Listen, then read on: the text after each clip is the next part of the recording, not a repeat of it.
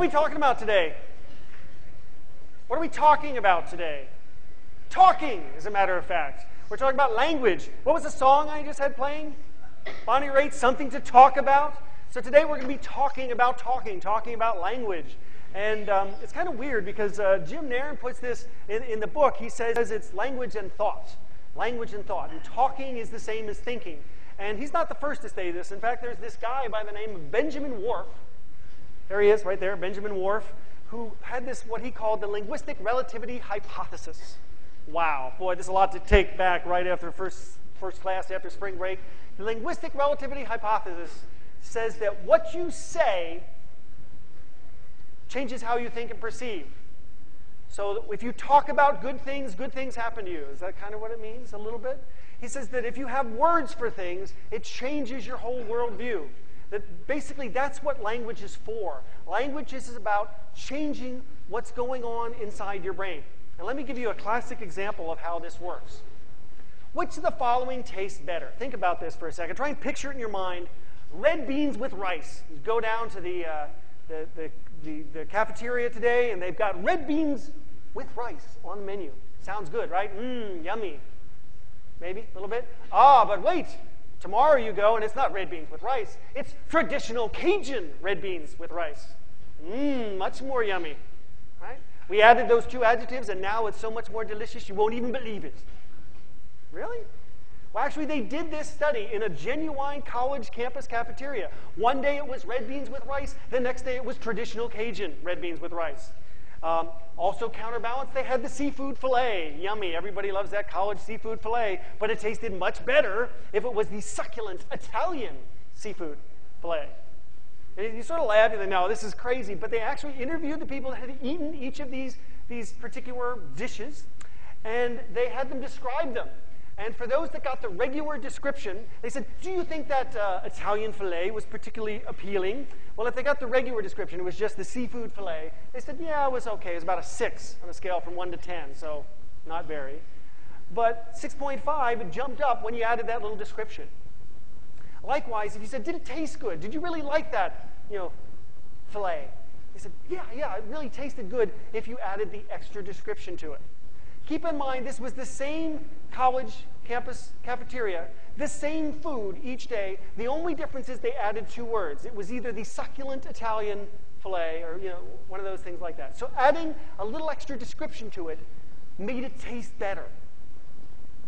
Wow. Not only that, there it is, I guess the seafood succulent account, they rated it as having more calories.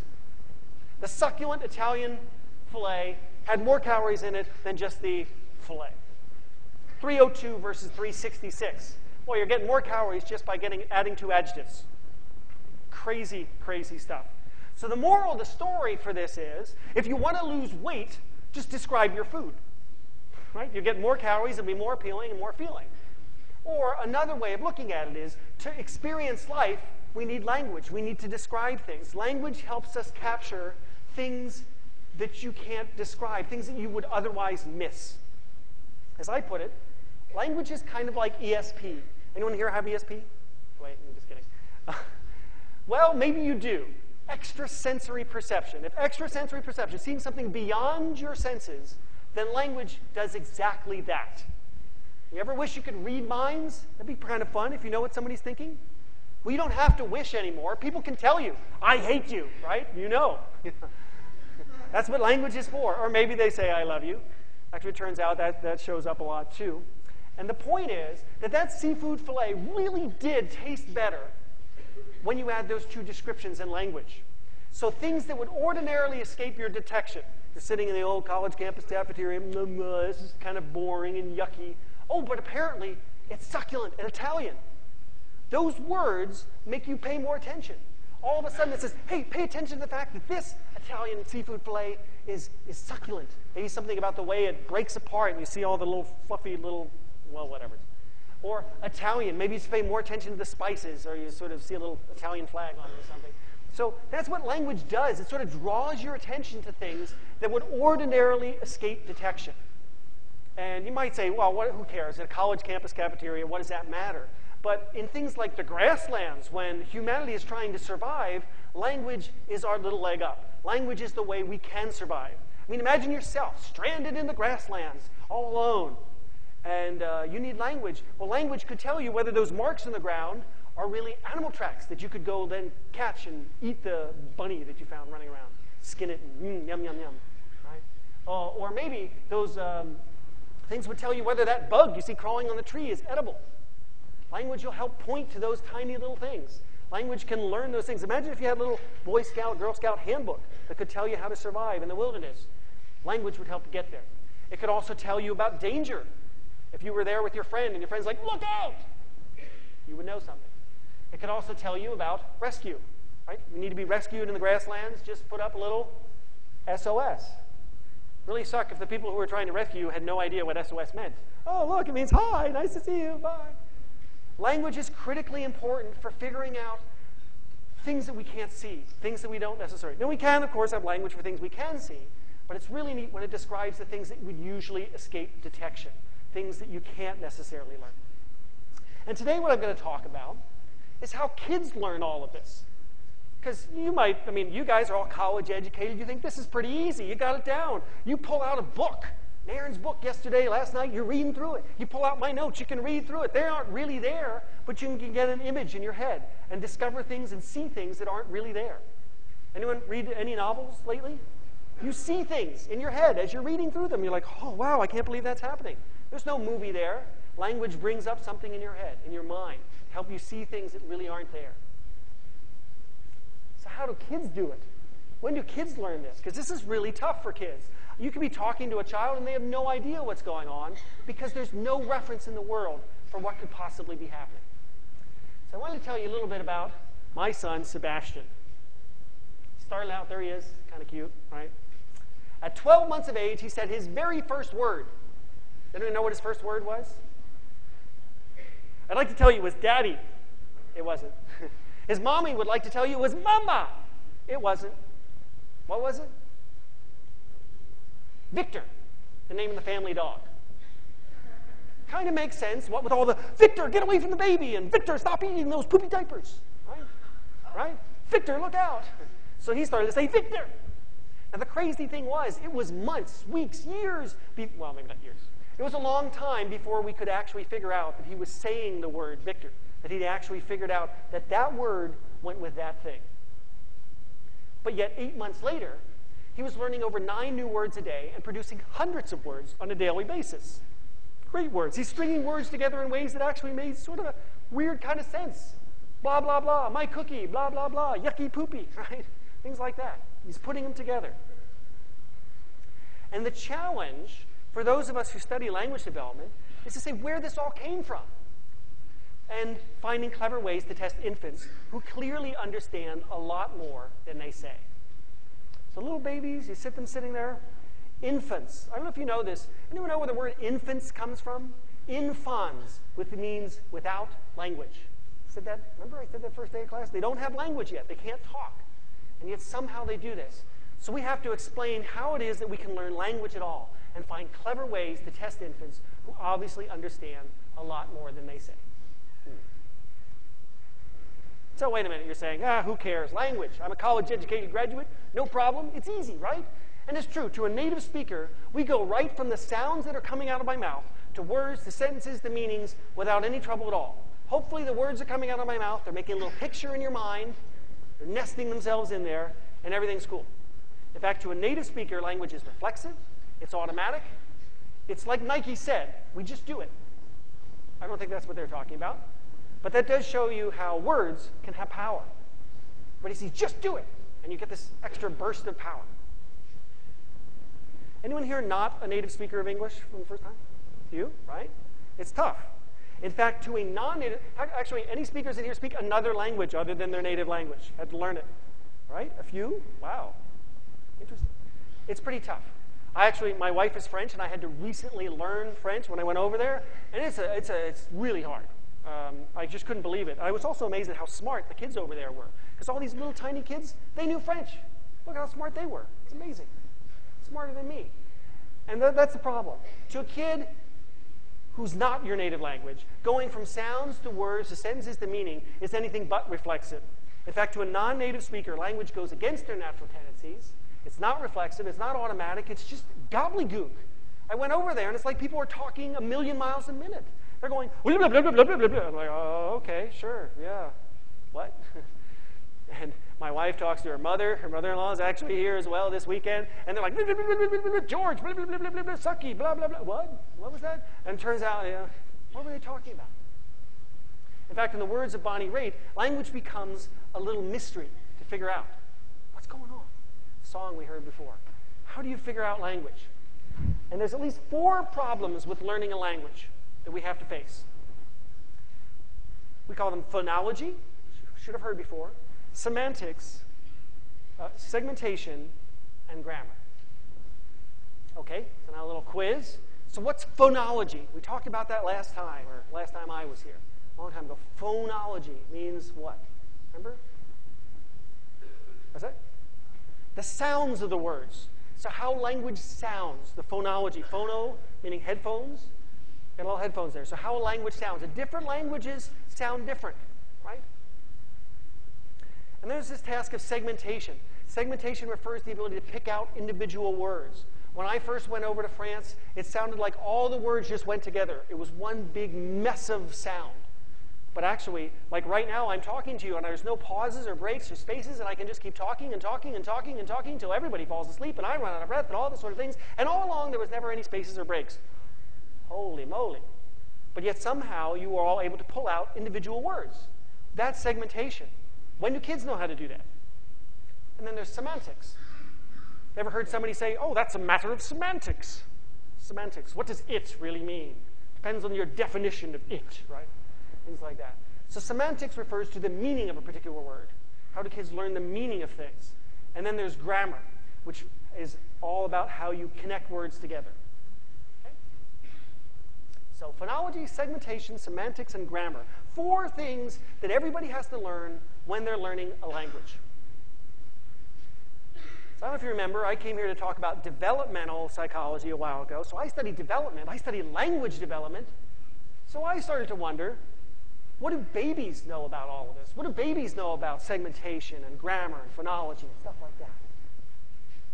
Well, it turns out babies know a lot. In fact, we now think that babies know phonology, segmentation, semantics, and even grammar before their 2nd birthday. And this is pretty amazing because they're not talking yet, or they're not putting too many words together, but we think they understand all of those things. Which leads this baby to ask a little question. How come it took you so long to figure out how brilliant I am? Well, the problem is we lack the methodologies to get inside babies' heads. We couldn't ask them. And this is the problem. Infants means without speech. And this guy by the name of Dr. Spock, you know, the child guy, not the Star Trek guy, he said, kids don't speak, they must not know language. And we now know that's wrong. Even though kids aren't talking at age 1 or age 2, they really, really do understand a lot before that about phonology and segmentation and semantics and even grammar. And we've come up with a couple really clever methods to make all the difference in what we know about babies' linguistic capabilities under the age of 2. One of them you've heard before. It's called the sucking procedure. Sucking procedure. Hopefully not what I'm doing now. The head-turn preference procedure. And the preferential looking paradigm. And I thought for the fun, I'd sort of tell you a little bit about each of these paradigms today and give you an insight into how developmental psychologists do their work and also what kids know about each of these different language commands. So today I'll show you how these procedures help us know what infants know. They're pretty cool. Think about it. You get to play with babies and figure out what's going on inside those strange little heads. Right? So this is review. What do infants know about phonology?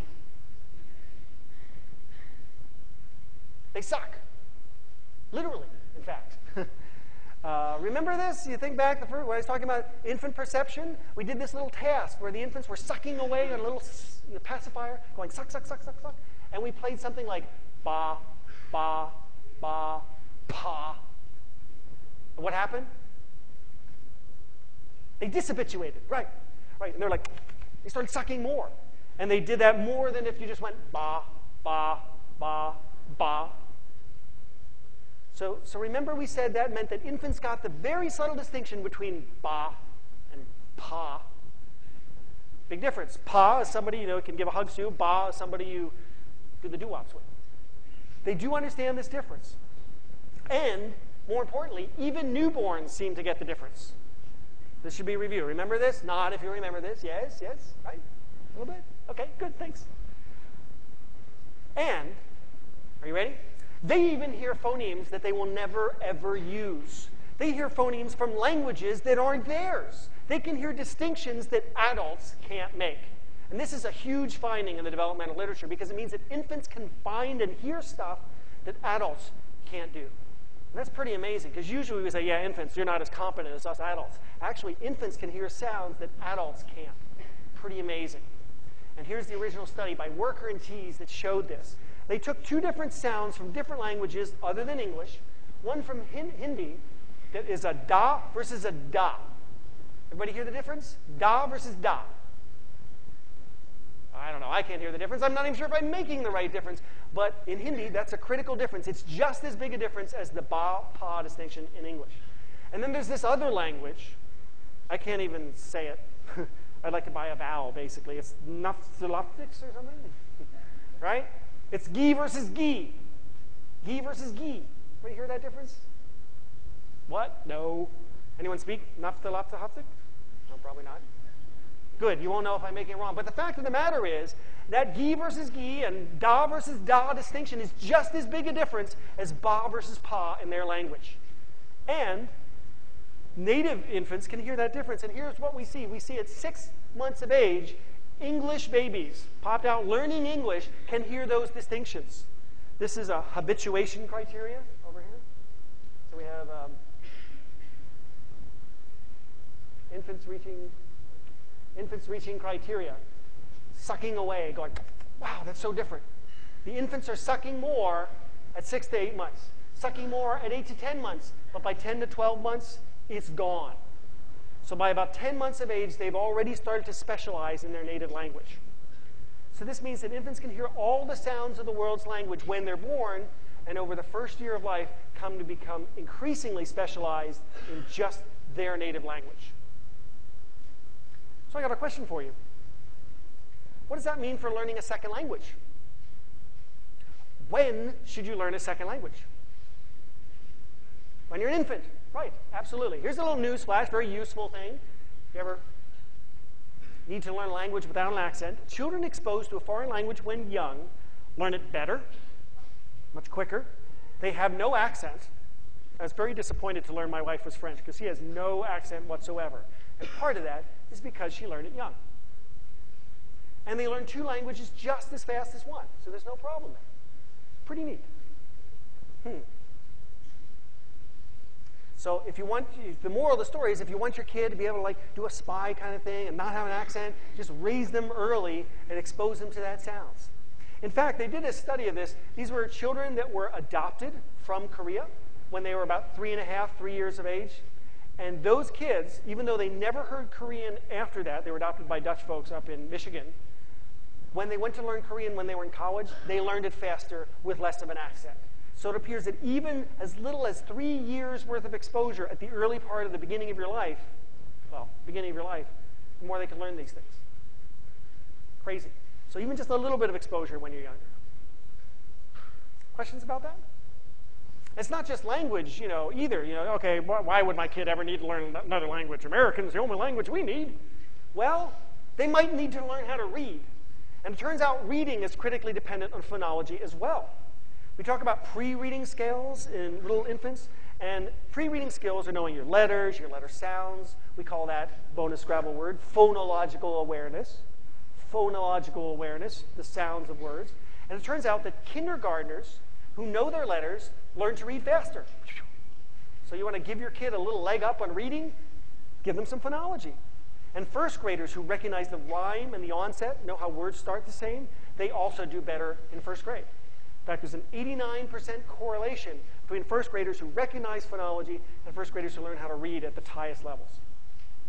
Which is probably why, what do we do when we're parents? We want kids to learn rhyme and onset. We read them things like Dr. Seuss. Right? Remember Dr. Seuss? I do not like them in a boat. I do not like them, I do not like them in a box. I do not like them with a fox. I do not like them in a tree, not on a train, not in the rain, all that sort of stuff, right? Helps the kids learn rhyme and onset. So phonological awareness is one of those things that you want kids to know. Okay? Questions? Okay, so that was the first task that infants have to know, the sounds of language. And by the way, as I said, different languages have different sounds.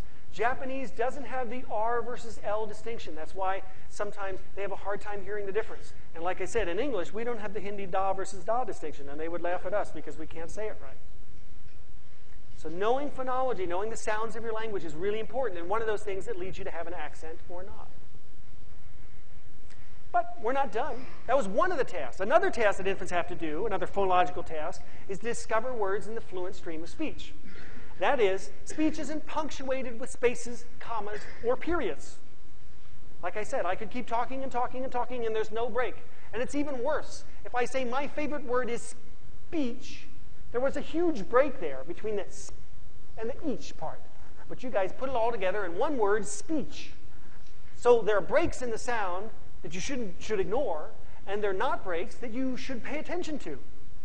What the heck? Unless you think this isn't a problem, try listening to my wife talking on the phone to her dad. J'ai ça, donc c'est comme ça que je travaille parce que j'ai pas pu travailler jusqu'en février à cause de ça. Get that? Pick out an individual word there. Just try that again. J'ai ça, donc c'est comme ça que je travaille parce que j'ai pas pu travailler jusqu'en février à cause de ça. I got the word right? And that's the thing. You say and they get, and then everything else is like just blah blah blah blah blah blah blah, right? And you think, we laugh and say, oh, what a big deal. But imagine if this was your native language and you have to pick out individual words. That's what babies are facing. They have to pull out individual words. And it turns out less than 7% of the speech directed at infants consists of isolated words. Usually we go to babies and we're like, hello, little baby, how are you? What, are they supposed to think that's a big word? Hello, little baby? How are you? Right? And another issue is, how can we tell? How can we even tell if infants can pick out individual words in the fluent stream of speech? And I want to show you this paradigm, partly because my former advisor invented it, but also partly because it shows you just how clever developmental psychologists have to be to figure out what's going on in speech. So this is something we call the head turn preference procedure. It's a little crazy. We put a kid in a box, sort of, a smaller box. This little box with 3 sides and a couple lights and a speaker behind the lights, and we play sounds for them. And when the kid looks to the left, we play one set of sounds. And when they look to the right, we play another set of sounds. Okay? So we're playing out different sounds. And in one version of this, you can play out English on one side and Japanese on the other side. And we find that newborn babies, if they're English babies, they look at the English. And if they're Japanese babies, they like to listen to the Japanese. Cool. So it says that newborn babies can distinguish different languages from each other. But we can also see whether or not they pick out individual words. How do we do that? Here we go. We give them a sample passage like this one.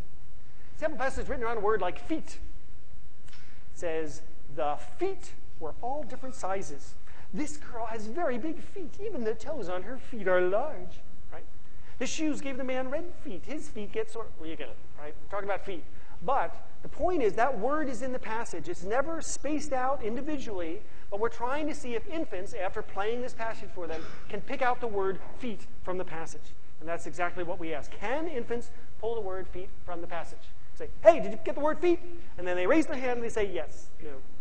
Little babies don't do that. So instead what we do is we play the word and see what they do. So check this out.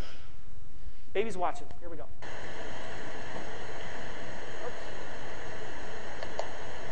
Feet. Feet. Look at the left. Hey, feet. I heard that word. I think I'll listen to it a little bit longer. Feet. Ooh, feet. Feet. Cool. Feet. Our baby's bored. We stop playing feet for him. Play another word. Cup. Cup. Cup. Are you kidding me? Cup. I just listened to a passage about feet. Cup. There's a kid looking over to the feet. Now, obviously, we picked the data pretty clever. But what we found is, if you look in terms of seconds, kids look much longer at the passage that they heard the word that had the passage in it. So if they heard the feet passage, they look longer at feet. And by the way, we counterbalanced it. Some kids heard a feet passage, some kids heard a cup passage. So it wasn't that kids have some kind of foot fetish or something, right? So target words, they look longer. And from this, we can tell that infants must actually be able to pull out individual words in the fluent stream of speech. Pretty neat. So that's the head-turn preference procedure. So this ability to pull out individual words, this procedure was done when kids were about 7 to 10 months of age. Turns out when kids are 6 months of age, they can do it if you use their name. You say, look, there's Joe's cup. Well, then they remember it, assuming their name was Joe. But there's other ways they can do this too. And I just want to tell you about 3 ways, just very briefly, because they're kind of neat. Stress cues, statistical cues, and infant-directed speech. In stress cues, how do kids pick out words in the fluent stream of speech? In stress cues, what we take advantage of is the fact that different languages say words differently. Right? So we say Paris, but in French, you don't say Paris, you say Paris, right? Come over, let's go say in Paris, right? The French say beret. Oh, I'm wearing a lovely beret in Paris, right? They say that. And we say Barry, sort of. It's only half joking about there. It turns out in English, it's all about where we accent the words. American English, we like to accent words on the first syllable, because that's where words need to be accented, right? So we have science, Barbie, Hamlet, right? No, believe it or not, we can play out words with an accent on the first part of the speech. And so you can talk about Hamlet did this and Hamlet did that. Or you can take a word that we borrowed from another language, like guitar. Oops, guitar. The accent's kind of weird. It's on the second syllable. And if kids are paying attention to the accent, they could pick where one word begins and ends just by listening for the accented word. So if I say, I was going down to see Hamlet, and they go, oh, that must be a word. But if I say, your guitar is pretty cute, and my guitar is really awesome, and GarageBand has a really great smart guitar is awesome too, right? Kids will mess it up. They'll screw it up. And in fact, what they did in this task is they actually segmented out the words Hamlet and accidentally the word tar is. Because if I say, your guitar is doing that, and his guitar is pretty neat, they pull out the word tar is, indicating that little babies segment words based on how they're stressed, right? Well, stress. So maybe that's why parents, when they're talking to their kids, what do? They stress the words. They're like, hello, little baby, right? No wonder they pull out the words. We're stressing them out. They can also take advantage of something else, something we call statistical cues. Statistical cues have to do with which words follow and which sounds follow others. Turns out certain sounds follow others, certain other sounds stick together, and others never appear in certain places. The bonus Scrabble word here is phonotactics. We heard phono already from phonology and phonological awareness. Phonotactics refers to how sounds like to arrange themselves. So infants are sensitive to these regularities. They know when they hear baby, the bay and the bee always go together. They're like best friends. Bay and bee, they hang out all the time. Unless they're hanging out with bar and bee, Barbie, right? So they start to pick up the fact that bay and bee always go together. That ham and let always go together in the Hamlet case. And this lady by the name of Safran, Aslan, and Newport, a group of people, made up a language that was only a language based on which sounds like to hang out with which other sounds, the phonotactics of the language. So here's their language, and I'll play it for you.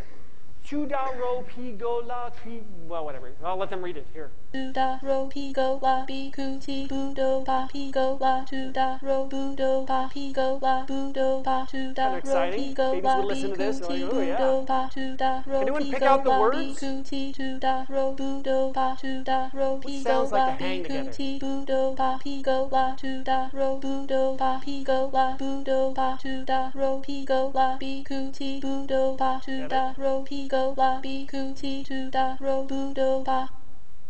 see it there? So there were 3-syllable words. The chu, da, and ro always went together. The pigola, bikuti, and budopa always went together. And when they tested the babies using the head-turn preference procedure, that's exactly what the babies pulled out. They're like, chu, da, ro, that's a word, I recognize it. Just based on the fact that the chu, the da, and the ro always hung together. The statistics of the environment. And this has much broader implications than just language. It shows that young babies are paying attention to the statistics of their environment. What happens in the world, what things go together. So if they see lightning and then they hear thunder, that's statistics cue. They know that when they see lightning, they should be scared because the thunder's coming along a second later. And 2.0, they know when they hear 2, the da and the ro are coming along a little bit after that. So we think this is a general property that all infants and potentially even college students are sensitive to look at the statistics of those worlds and be sensitive to it. And there's one other way we can help kids segmenting, and I already alluded to that. It's called infant-directed speech. Turns out if you want to learn a foreign language, one of the best ways you could do it is have somebody talk to you like you're a baby. I'm not kidding. We talk funny to infants. I already mentioned we tend to stress words a certain way. We also, infants seem to find this utterly fascinating, and it helps them segment speech. So infant-directed speech helps children segment words. Bonjour les enfants, nous allons apprendre aujourd'hui qu'est-ce que les chats mangent. Je pense qu'ils vont manger des poissons. That was infant-directed French, by the way.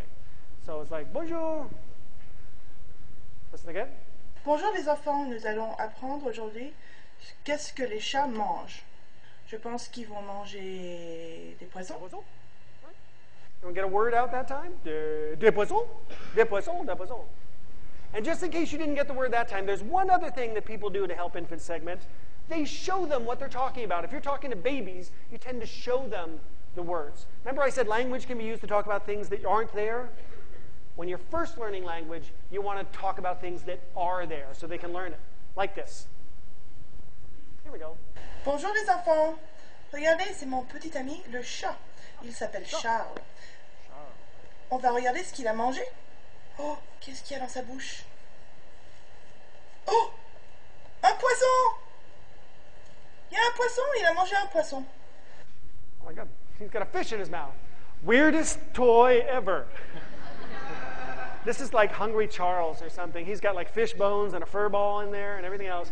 But it's a good way to teach language, right? Well, maybe not, but it's a good way to teach the kid because notice what she did. Kid didn't know French. You didn't necessarily know French. And she goes, poisson, poisson, poisson, poisson. And you're going to learn what it means. You can even pick out that individual word. Look, poisson. Or something like that. Apologize, my French is pretty bad. And this is how infants start to learn not only what individual words are, but their meaning too. So after learning about sounds and finding the words in the fluent stream of speech, the next thing kids have to do, or maybe they have to do concurrently with this, is learning about semantics, what words mean.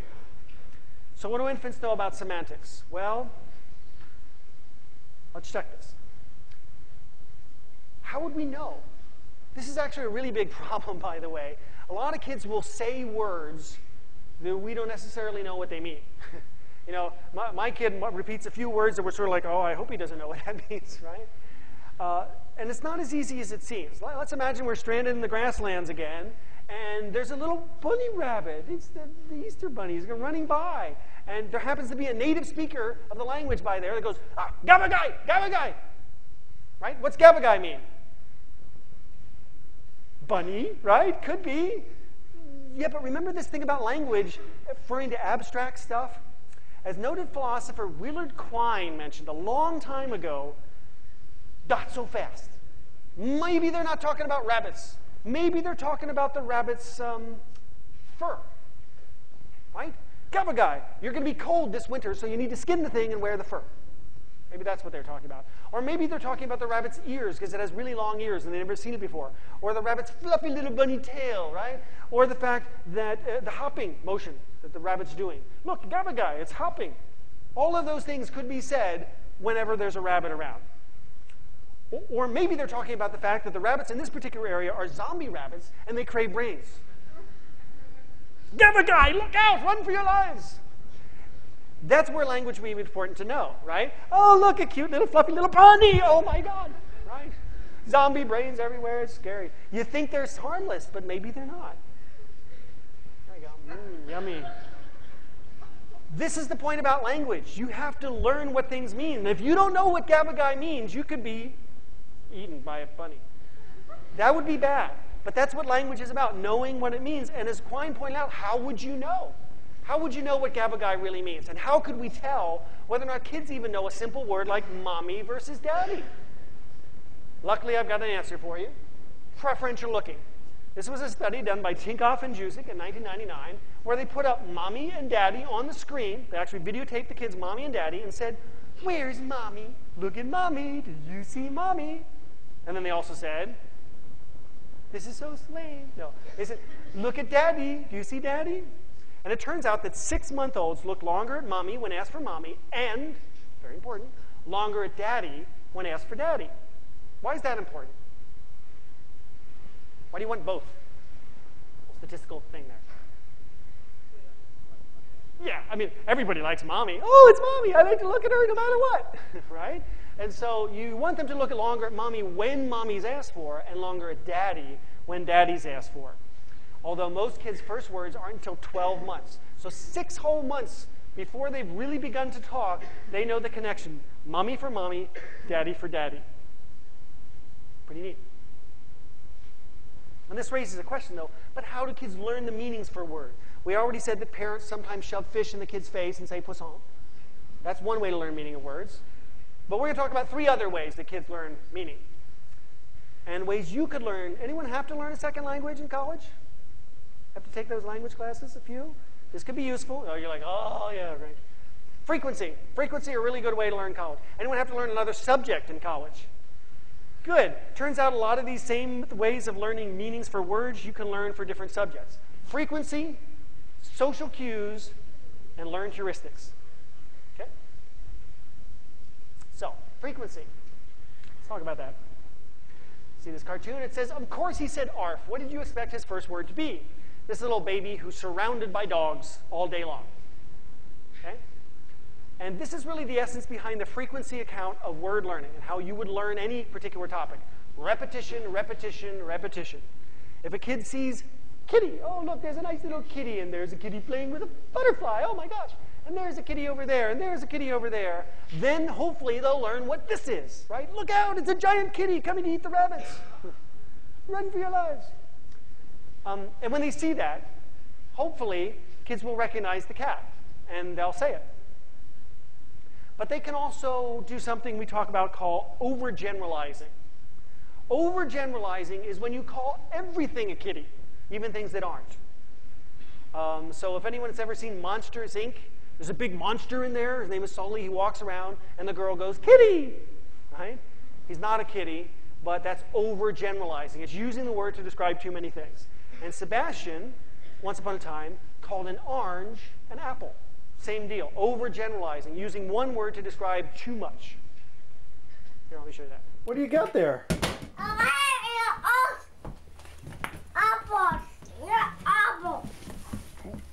Hey, Sebastian, what's this? What is this? Apple. It's not an apple, it's an orange. What is it? Apple. It's not an apple, it's an orange. Apple. Apple, you sure? Oh, it's an orange. Apple. Orange. Apple. Apple. It's not an apple. It's an orange. Silly baby. Apple. Apple? Are you sure? Apple. No, apple. Oh, maybe you're talking about a real apple. This is an apple. That's an apple. Apple. That's an apple. And what's this? Apple. This is an orange. Apple. Orange. This is an apple. Apple. That's an apple. Apple. Ça c'est quoi? Apple. No! Orange. Orange. Oh, there you go. Orange. There you go. Orange. Good. Okay. This is cute. Frequency, right? You had to repeat the word a lot before. So when kids overgeneralize, frequency is one way to get them past the overgeneralization. You say apple, apple, apple, and they finally go, oh, it's an orange. Oh, I'm sorry. You say orange, orange, orange, and they finally get it. They figure it out. By the way, kids can also undergeneralize. This is very disturbing to a lot of parents. They'll say, my kid knows all these words. Look, Billy, what's this word? And they point to some random thing in the office, and the kids undergeneralize. They fail to call it. In a famous version of this, Piaget's kid knew the word duck, but then when he went outside and saw ducks in the pond, he didn't know what they were. They call that undergeneralizing. Or you could fail to call Garfield a cat. And after all, he doesn't really much look like a cat. Or Chihuahua a dog. It doesn't really look like a dog. The point is, though, that frequency gives them the time and the opportunity to figure all this out. we say orange and orange and orange, and we show them the orange, and we shove it in their face, and we say orange, orange, orange, and then the kids eventually figure it out. Frequency gives them the time and opportunity to figure it out. And this is what language is about. And think about how the world works and how language works with the world. We have all sorts of things in the world, many different pictures. We got moose and cars and trucks and all kinds of things, and we have to organize them. And we know the kids can organize them into animals, vehicles, tools, and people. We call that, by the way, superordinate categories, broad categories. These are the categories that only linguists care about. Because when you're talking to a kid and you're telling somebody, usually we talk about things in terms of what we call basic level categories. So within the category of vehicles, we have motorcycles, cars, trucks, planes, trains, boats. So basic level categories are where all the information comes from. Because you wouldn't, I mean, you could call that a certain kind of truck. You know, that's a Toyota, that's a yellow Toyota truck. Maybe it's not, I don't know what it is. Anyway, basic level categories are the most informative because they sort of capture the essence of what a thing is. So basic level categories. And again, the idea is you teach a kid by giving them frequent versions of it. So look, there's a car, and there's another car. Ooh, and see that car, that's pretty neat. Here's a car, and there's a car. And once they hear that word car used to all of these things, they hopefully put it all together and will recognize new examples of car. That's the point. Frequency, learning across multiple exemplars. So what difference does this frequency make? I have to tell you, it's kind of a sad story coming up, because it turns out hearing the same word used in many different contexts helps infants learn what words really mean. More words is more opportunity to learn. Fair enough? Well, it turns out Betty Hart, Todd Risley showed that children's environments differ rather dramatically on how much language they actually hear. So this is a book published a while ago now called Meaningful Differences in the Everyday Experience of Young American Children. She went into daycares, she went into different people's homes, and she recorded how much people talk to their kids. And everybody talks to their kids. They're like, oh, you cute little kids, we love you. But then when she went back to the lab and started counting up exactly how many words everybody said to their kids, she found some rather striking differences. She found that in professional cases, these are, university professors who live near the University of Kansas, they talk to their kids an awful, awful lot. Maybe no surprise, we know the professors talk a lot. But she found a 40 million word difference by the time the kids were 4 years of age. So by the time the kid was 4 years of age, they've heard 40 million more words from their professor moms and dads than a welfare kids have. That's a big difference. And a lot of, professorial words too, fancy, smancy kind of words. And here's what difference it seemed to make. The average IQ at age 3 was 117 for the professional kids and 79 for the welfare kids. Ooh. Recorded vocabulary size was even worse. 1,000 words for the professional kids, about 525 for the welfare kids. This is a big difference. Kind of shocking. Because you think everybody loves their kids, everybody talks to their kids. But this is saying that, in fact, some people do talk to their kids more. There's good news, tiny little silver lining, regardless of SES. If the parents talk more to their kids, the kids had greater vocabulary size. The more exposure you gave kids to different things, the bigger their vocabulary. So the moral of the story here is that frequency matters a lot. Right? Frequency is really important. Kind of scary stuff, and we'll talk next time about IQ and things like that, but frequency makes a big difference. What else makes a difference for kids learning words? Social cues, it turns out. So social cues. Are social cues important? Well, children of deaf parents don't learn spoken language by watching TV. Here's another sad story. I'm sort of on the sad stories for a moment. So first we know that if you don't talk to your kids enough, they won't learn language. By the way, I should mention, when they videotape and sort of look at what these parents are talking about, all parents like to talk about what they call sort of business stuff. Okay, get your coat on, we're going to school. Everybody talks about that. It's the extra stuff that the professor families talk about. Oh, look at that, your coat is red, it's nice and fun. And see how it sparkles in the rain? And they sort of talk about all this extra stuff. That seems to make a difference. But here's another one. Deaf parents have hearing children. They said, well, we don't speak, but we want our child to learn how to speak, so we'll turn on the TV for them. And they turned on the TV, and the kids did not learn language. Why not? Sesame Street's a great show, but it turns out one of the reasons why kids learn language is because it's got to be socially relevant. Some of the first words that kids say are words like, give me cookie and mine and things like that have social relevance. I want that kind of stuff. And so if you don't have that social cue, that social relevance, kids don't learn it. We also know that the more difficulty infants have in following eye gaze, as in the case of some autistic kids, they don't like looking at people, they don't like following eye gaze, makes it much harder for them to learn the meanings of words. I mean, think about it. If you're a parent, you say, oh, look, there's a fire truck. Look over there. Look, fire truck. Right? And the autistic kid doesn't follow you, doesn't even look at the point. They're going to have a much harder time learning the meanings for words. And finally, Tomasello finds that infants only learn a word if the speaker intended to label it. Okay? So if the speaker actually intended to label that particular word. So last but not least, for kids to learn words, a little happy note here, we can go and learn heuristics. Now, heuristics we talk about in problem solving as a sneaky way, sort of a rule of thumb to figure out how something goes. Well, it turns out kids can develop little rules of thumb for figuring out what a new word might mean. So they develop heuristics or rules to guess what new words might mean. So one heuristic they know is that words generally label objects and their shapes, not color. So if I say, look, Gabagai, they think it assumes to the rabbit because it's the object and the shape, not the color. They also know that most words are learned at basic level categories.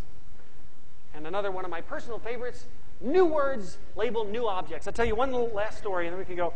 I was at a birthday party the other day and the lady said, oh my gosh, we've run out of caponata. Can you go get some caponata? I think I have it in the refrigerator in the back. And I'm like, yes, no problem. I am your caponata go-to getting guy. And I go back, and of course, meanwhile, I'm thinking, what is caponata? Does anyone know what caponata is? Like, ugh. So I go back to the refrigerator, and I open the refrigerator, and in the refrigerator, there's milk, there's sort of apples, and there's grapes, and there's this brown goo in a bowl. Well, what do you think I brought? Brown goo in a bowl. Yum! I don't know what it is, but apparently it's caponata. That's because caponata, word I haven't heard before, plus thing I haven't seen before. And kids seem to get that. They call that mutual exclusivity. If you give them a new word, they look for the new thing that they haven't seen. Shows that kids are pretty darn smart as they go along. And we'll finish up next time. I'll see y'all a little bit later.